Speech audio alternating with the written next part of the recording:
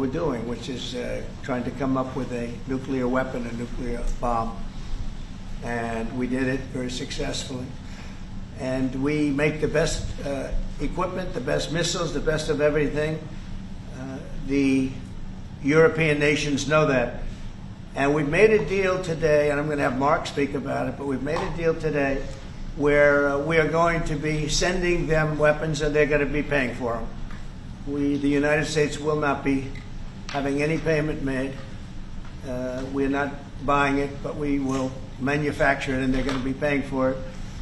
Our last meeting of a month ago was very successful in that they agreed to 5%, which is more than $1 trillion a year, so they have a lot of money. And these are wealthy nations.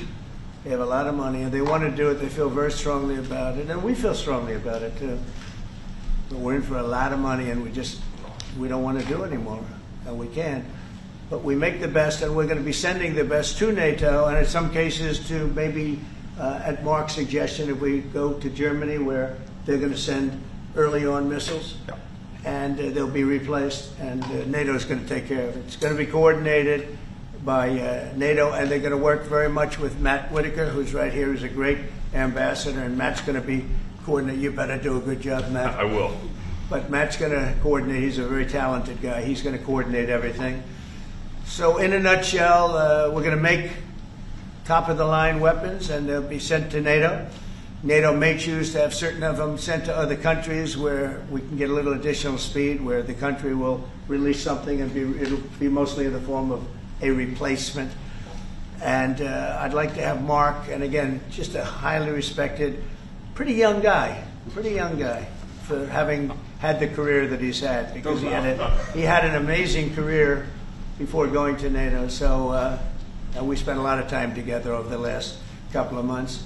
And if you could say a few words. Absolutely. No, Mr. President, dear Donald, this is really big. This is really big. You called me on Thursday that you had taken a decision. And the decision is that you want Ukraine what it needs to have to maintain, to be able to defend itself against Russia, but you do want Europeans to pay for it, which is totally logical. And this is building on the tremendous success of the NATO summit. The 5%, but also the decision to keep Ukraine strong, and the decision to increase our defense industrial production. So based on that, that was Europe stepping up. This is again Europeans stepping up. So I've been in contact with many countries. I can tell you that at this moment, Germany massively, but also Finland and Denmark and Sweden and Norway, the United Kingdom, the Netherlands, Canada, they all want to be part of this, and this is only the first wave. There will be more. So what we will do is work through the NATO systems to make sure that we know what Ukrainians need, so that we can make packages. Of course, in a way, we discussed it this morning with Pete Hegseth at the Pentagon, in a way that, of course, the US will put on its stockpiles necessary to defend this country. That's absolutely clear.